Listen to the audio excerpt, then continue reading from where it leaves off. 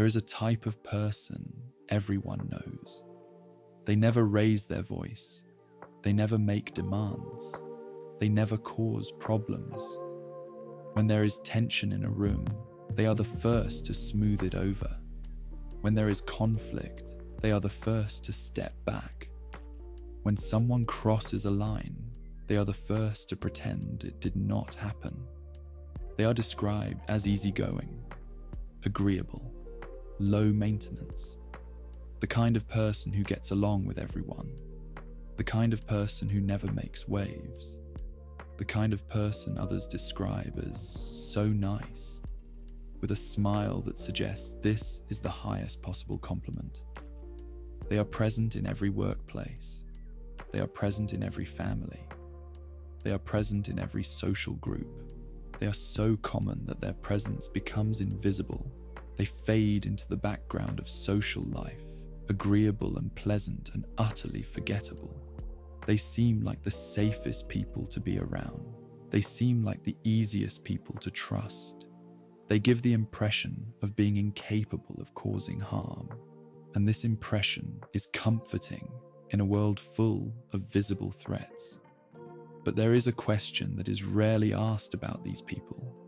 A question that, once asked, changes everything. The question is this: what happens when being nice is not enough? What happens when a situation arises that requires more than agreeableness? What happens when someone they care about is in danger and protection requires conflict? What does the nice person do then? The answer to this question reveals something that the niceness conceals, something that lurks beneath the pleasant surface, something that makes the nice person not just unhelpful in crisis, but actively dangerous. The world contains predators. This is not news. Every society, every organization, every family system contains people who take what they want, regardless of cost to others. People who push past boundaries. People who cause harm deliberately and feel no remorse. These people are easy to identify. They announce themselves through their actions. There is no ambiguity about who they are. The wolf does not pretend to be anything else. The wolf shows its teeth. The wolf can be seen coming. Dealing with the wolf is not easy, but it is straightforward. The wolf can be avoided. The wolf can be confronted. The wolf can be reported, resisted, escaped. The threat is visible. The response can be planned. The danger is external and clear. But the nice person is something else entirely. The nice person is not the wolf. The nice person is the unlocked door the wolf walks through. The nice person is the silence that allows the crime to proceed unwitnessed. The nice person is the crowd that looks away while something terrible happens in plain sight. The predator strikes. The nice person makes striking possible by refusing to interfere. This dynamic is invisible to most observers. When harm occurs, attention focuses on the one who caused it. The predator is blamed, prosecuted, removed, but the enabling conditions, the silences, the refusals to see, the doors left deliberately unlocked, these are rarely examined. The nice person escapes scrutiny because they did not act. But inaction is itself an action when action is required. Silence is itself a statement when speaking is needed. Neutrality is itself a side when sides must be taken. There is a name for someone who sees a crime in progress and does nothing. There is a name for someone who knows harm is being done and stays silent. There is a name for someone who has the ability to help and chooses comfort instead. The nice person has learned to avoid this name by avoiding the appearance of choice. They have learned to frame their inaction as neutrality rather than decision. They have learned to describe their passivity as wisdom rather than cowardice. They have developed sophisticated explanations for why doing nothing is actually the highest form of doing something. And they have a phrase they have used so many times it has become automatic, reflexive, beyond examination. A phrase that sounds like virtue but conceals something else entirely. When the damage is done, when the victim lies bleeding, when the predator walks away satisfied, the nice person stands at a safe distance, hands clean, conscience technically clear, and offers the same explanation they have offered their entire life. They say, "I'm just trying to keep the peace." It sounds reasonable, it sounds noble even, a sacrifice of ego for the greater good, a willingness to absorb conflict so others do not have to. The words carry the cadence of maturity, of wisdom, of someone who has risen above petty disputes and sees the bigger picture. This is how the phrase sounds the first time it is spoken. This is the meaning it appears to carry on the surface. And this appearance is so convincing that it is rarely questioned. But there is something underneath. Something that only becomes visible over time, through repetition, through consequences. Something that transforms what sounds like virtue into something else entirely. There is a distinction that most people never consider. A distinction that, once seen, changes everything about how nice people appear. The distinction between harmlessness and goodness. A rabbit does not kill. A rabbit does not attack. A rabbit does not threaten or intimidate or harm. By most measures, a rabbit is one of the most peaceful creatures in existence. It moves through the world without causing damage. It offends no one. It threatens nothing. But no one would call a rabbit good. A rabbit is not peaceful because it has chosen peace. A rabbit is peaceful because it is incapable of anything else. It has no claws. It has no fangs. It cannot fight. Its harmlessness is not a moral achievement. It is simply a biological limitation. The rabbit does not choose to be gentle. The rabbit has no other option. Goodness requires something entirely different.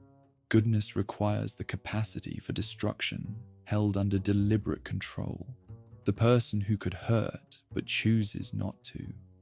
The person who could dominate but chooses restraint. The person who has claws and keeps them sheathed. Not because they lack the strength to extend them, but because they have decided consciously, in full awareness of their capability, not to. This is the difference between a saint and a coward. The saint has power and chooses mercy. The coward has no power and calls their weakness virtue. The saint could destroy, but decides against it. The coward cannot destroy and pretends this inability is a decision. The nice person, in most cases, is not a saint. The nice person is a rabbit who has convinced themselves that their inability to bite is the same as choosing not to bite. They have transformed their fear of conflict into a moral identity. They have made their cowardice look like compassion. And they have done this so thoroughly, so completely, for so many years, that they no longer recognize what they actually are. They believe their own story. They believe they are kind when they are actually afraid. They believe they are generous when they are actually unable to say no. They believe they are keeping the peace when they are actually preserving their own comfort at any cost. This confusion is not malicious. It is a survival adaptation that became permanent. It is a strategy that worked once in a specific context and then became the only strategy available. But it causes damage all the same, to others and to the nice person themselves. There is a pattern that plays out in workplaces, in families, in friendships, in every social environment where humans gather and interact over time, someone crosses a line. Maybe they take credit for work they did not do. Maybe they make a cruel joke at someone's expense and wait to see if anyone objects. Maybe they interrupt, dismiss, condescend, or belittle. Maybe they push a boundary just slightly, testing what they can get away with, checking whether resistance exists. The nice person sees this. The nice person registers that something unjust has occurred. Something shifts in their body, a tightening in the chest, a flush of heat. Somewhere deep inside, the stirring of something that might be anger if they allowed it to surface, but they do not allow it. Instead, they smile, they look away, they change the subject. They make a joke to dissolve the tension. They tell themselves that confrontation would only make things worse. They tell themselves that the other person probably did not mean it. They tell themselves that keeping quiet is the mature thing to do, the high road, the wise choice. And they absorb the violation. They swallow it whole. They push it down into some internal space where uncomfortable things are stored and supposedly forgotten. The person who crossed the line watches this, and they learn something. They learn that crossing lines has no consequences. They learn that the nice person will tolerate anything. They learn that they can push further next time, because why not? Nothing happened last time. No one objected. No one resisted. The line was crossed and the world did not end, and so they push further. Because that is what people do when they encounter no resistance. That is what boundaries are for, to establish where the pushing must stop. Without boundaries, there is no stopping point. There is only escalation. The nice person absorbs this too, and the next violation, and the one after that, each time telling themselves the same story, each time believing they are maintaining peace, choosing harmony, being the bigger person. But something is accumulating, something is building up beneath the surface, and it cannot stay buried forever. The body keeps records that the mind refuses to acknowledge. There is a phenomenon that doctors observe but rarely discuss in these terms. Patients who never express anger, who never assert boundaries, who spend their lives accommodating others at their own expense. These patients develop certain conditions more often than others. Autoimmune disorders, chronic pain syndromes, mysterious inflammations that appear without obvious cause and resist treatment, headaches that never fully resolve, digestive problems that have no clear origin, exhaustion that sleep does not cure. The body is not designed for permanent suppression. Emotions are not abstract psychological events that exist only in the mind. They are physiological processes, hormones released into the bloodstream, neurotransmitters firing across synapses, muscle tension, cardiovascular response, immune system activation. When someone feels anger and expresses it appropriately, the system completes its cycle. The threat is addressed. The response runs its course. The body returns to baseline. The event is processed and released. But when someone feels anger and suppresses it, the cycle does not complete. The hormones remain elevated. The muscles stay tense. The cardiovascular system remains in a state of low-grade alert.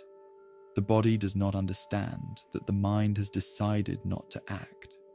The body only knows that a threat was detected and nothing was done about it. Over time, this incomplete cycle becomes chronic.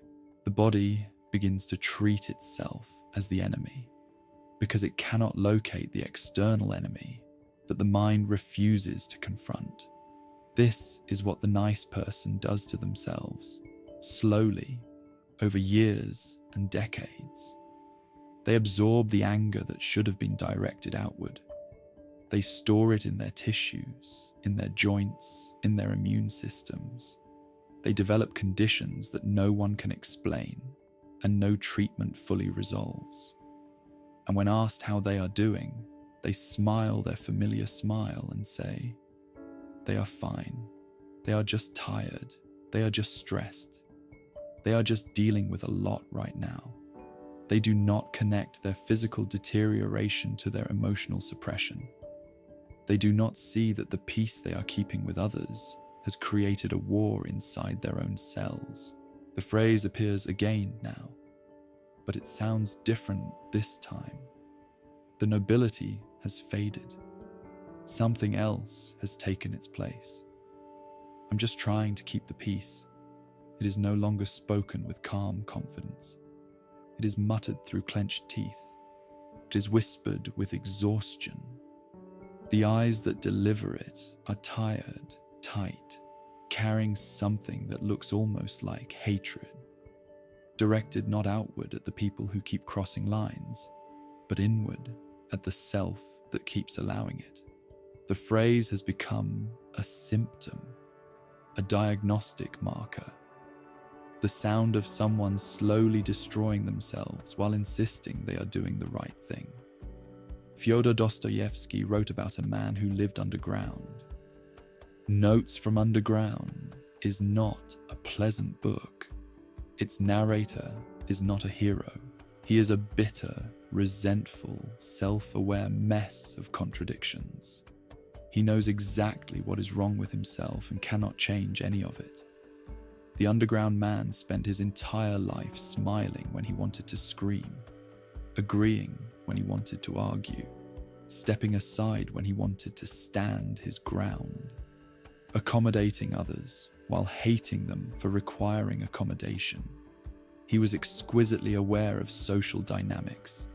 He knew exactly what people expected of him, exactly what performance was required, exactly how to be pleasant and agreeable and nice.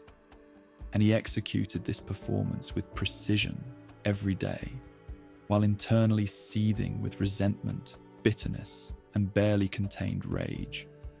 The underground man was not a villain in the obvious sense. He did not commit crimes. He did not hurt people directly. But his suppressed hostility leaked out in other ways. In passive-aggressive remarks that could always be denied, in subtle sabotage that could never be proven, in the small cruelties he inflicted while maintaining perfect, plausible deniability, in the secret joy he felt when others failed, in the relationships he poisoned slowly over years through accumulated small meannesses that he could always explain away. This is what happens to the nice person over time. The anger does not disappear. It cannot. It is a biological response, not an opinion that can be changed through reason. When it is not expressed directly, it does not evaporate. It ferments. It transforms. It finds indirect expression. The nice person becomes the one who remembers every slight and brings it up years later at the worst possible moment. The nice person becomes the one who offers help and then resents having to give it. The nice person becomes the one who smiles to faces and whispers complaints behind backs. The nice person becomes the expert in punishment disguised as patience. They do not become openly aggressive. That would be too honest, too direct, too much like the confrontation they have spent their lives avoiding. Instead, they become covertly aggressive. They learn to wound without leaving visible marks. They master the art of making others feel terrible while maintaining the appearance of kindness. And they continue to describe themselves as nice. They continue to believe it because they have never once raised their voice, never once said an unkind word directly, never once been caught being anything but pleasant. They have simply let their unexpressed anger rot into something much worse than honest rage could ever have been. There is a moment that reveals everything. It does not happen every day. It might happen only once or twice in a lifetime. But when it happens, it exposes the nice person for what they truly are, beyond all the stories they tell themselves. The moment is this: someone the nice person cares about is being destroyed, not inconvenienced, not mildly mistreated, not subjected to minor unfairness, destroyed, systematically, deliberately, obviously destroyed by someone who has power over them.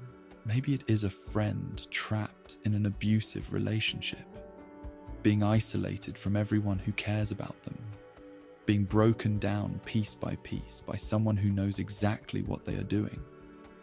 And maybe it is a colleague being scapegoated and fired, their reputation destroyed to cover someone else's failures.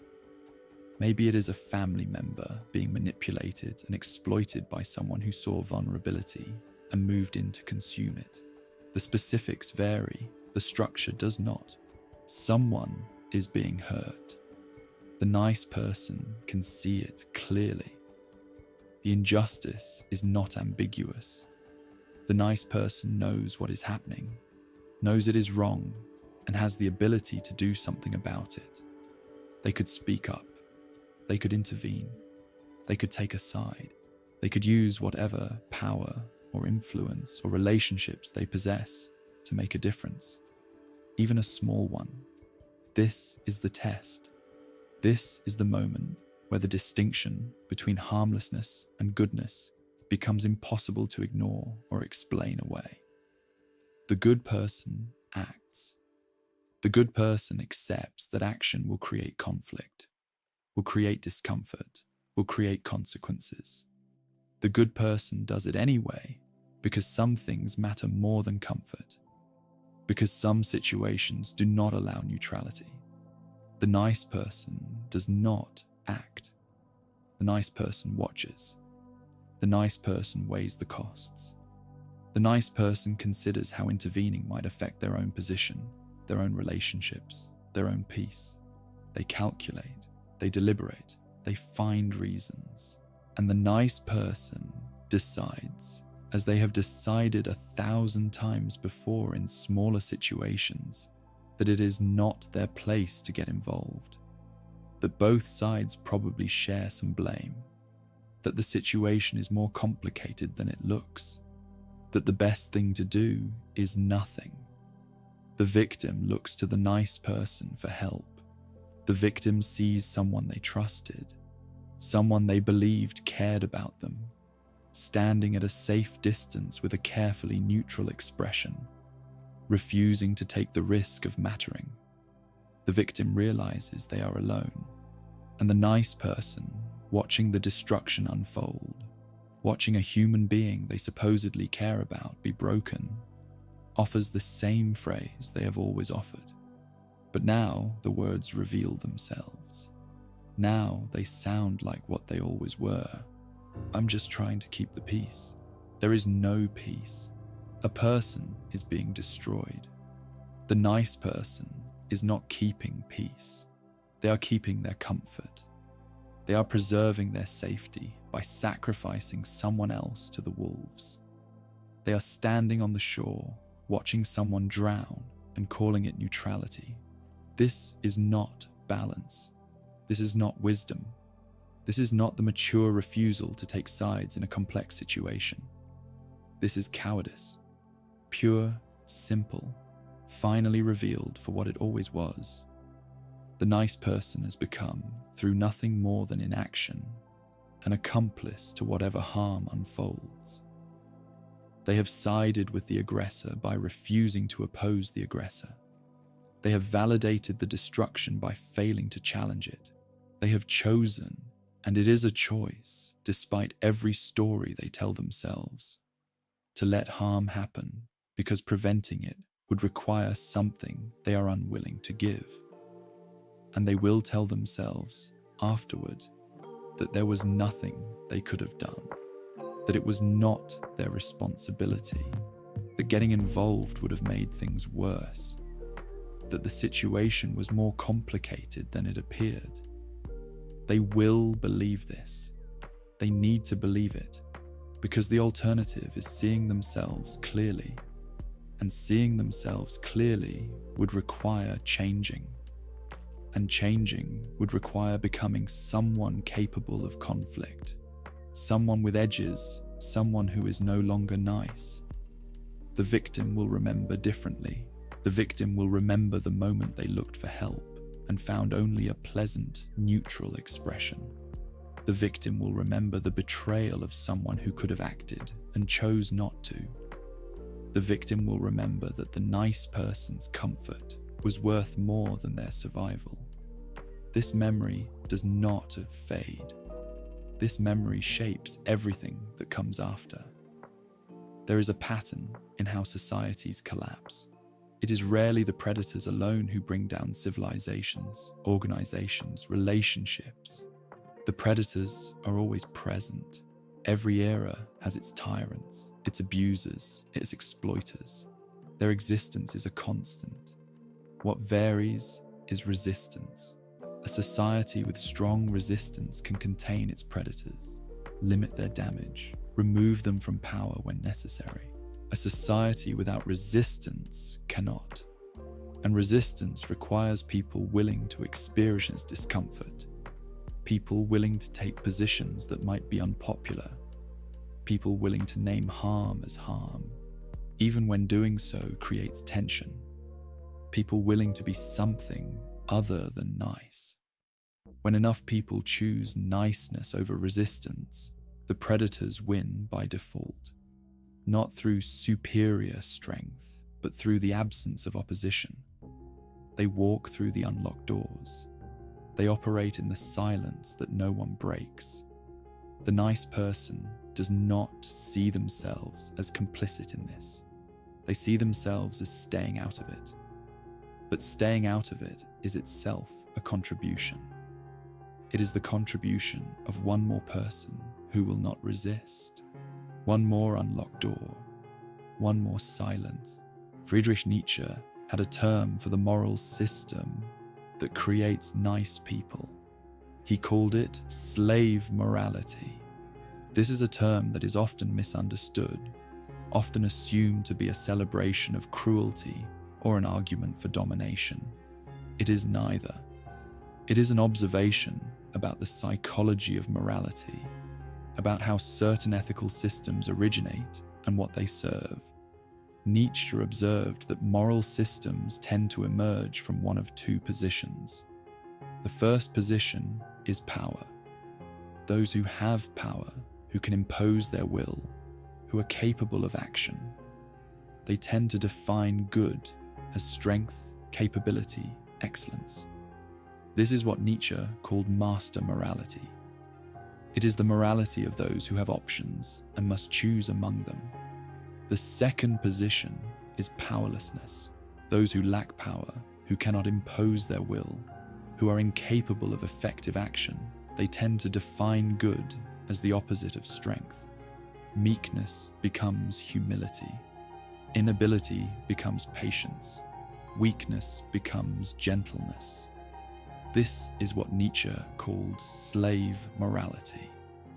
It is the morality of those who have no options and must make peace with their situation. There is nothing inherently wrong with either system. Both emerged for reasons. Both served purposes. But the danger of slave morality is that it can persist long after the conditions that created it have passed. A person who developed meekness as a survival strategy in childhood may continue practicing meekness in adulthood when survival no longer requires it. The adaptation becomes a cage. The nice person has often absorbed slave morality so completely that they genuinely believe weakness is virtue.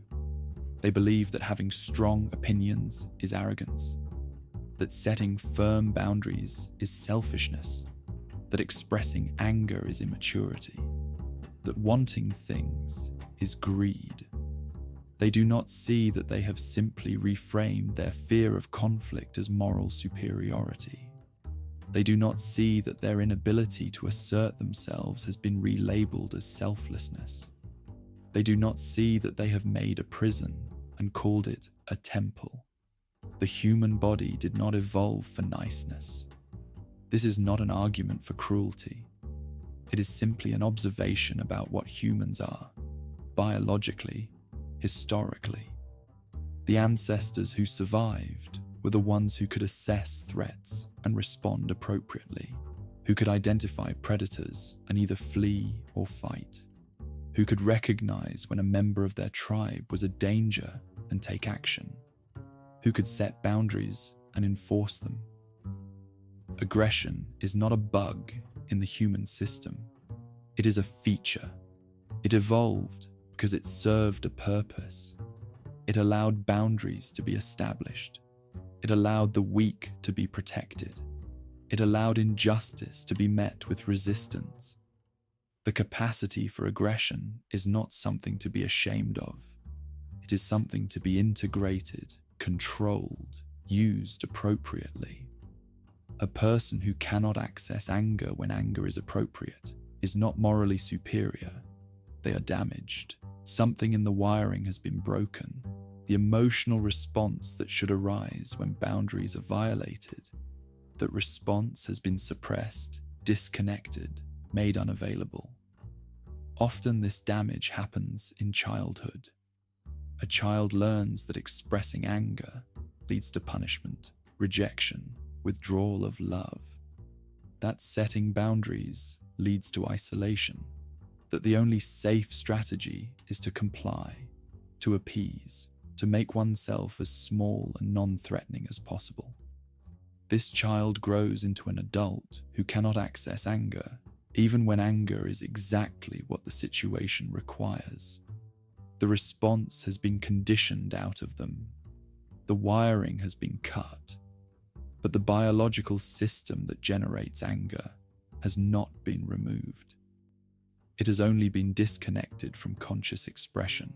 It still operates, still activates, still releases hormones and tension and readiness for action. The action never comes, but the activation does, and this creates damage that accumulates over decades. There is a question that cuts through everything. When the nice person says they are trying to keep the peace, whose peace do they mean? Is it peace for the victim of injustice? No. The victim is not at peace. The victim is being harmed while the nice person watches. Is it peace for the community? No. The community is learning that harmful behavior faces no consequences. That is not peace. That is the slow decay of every standard that makes community possible. Is it even peace for the aggressor? No. The aggressor is being allowed to continue on a path that will eventually destroy them too. Unchecked aggression escalates. It always does. The only peace being maintained is the nice person's internal peace, their freedom from the discomfort of confrontation, their protection from the anxiety of taking a stand, their exemption from the consequences of having opinions that others might disagree with. This is the final revelation about what the phrase actually means. I'm just trying to keep the peace. It means I am willing to let you be harmed so that I do not have to feel uncomfortable. It means my comfort matters more than your safety. It means I will sacrifice you to avoid sacrificing my self-image as someone who gets along with everyone. It means I need you to believe this is virtue, because I cannot bear to see it as what it is. There is another way to be, not cruel, not aggressive, not domineering, but also not nice, not harmless, not empty of teeth. The word for this might be formidable. A formidable person has power and knows how to use it. A formidable person can set boundaries and enforce them. A formidable person can be kind precisely because their kindness is a choice, not a default. When a formidable person is gentle, the gentleness means something. It is not the only option available. It is a deliberate selection from a range of possibilities that includes firmness, confrontation, even aggression when the situation requires it. When a formidable person forgives, the forgiveness has weight. It is not the automatic response of someone too afraid to hold a grudge. It is a conscious decision to release something they had every right to hold on to. The nice person gives compliance and calls it love. The formidable person gives love and is willing to fight to protect it. Becoming formidable has a cost. The cost is that some people will no longer find the new version comfortable. People who benefited from the old compliance will resist the new boundaries. Relationships that were built on one person giving and the other taking will become tense. Some of those relationships will end. This is not a tragedy. It is a filter. The relationships that survive are the ones that were real, the ones that were never based on exploitation, the ones where both people actually wanted a full human being as a partner, not a servant dressed up as a friend. The relationships that do not survive were already hollow. They were arrangements, not connections. They were situations where the nice person's compliance was the only thing holding them together. Losing these relationships feels like loss in the moment. It is actually liberation. The body knows when the shift happens, when someone begins to set boundaries, to express anger appropriately, to stop suppressing every response that might create friction. Something changes physically. The chronic tension begins to release. The headaches become less frequent. The exhaustion begins to lift.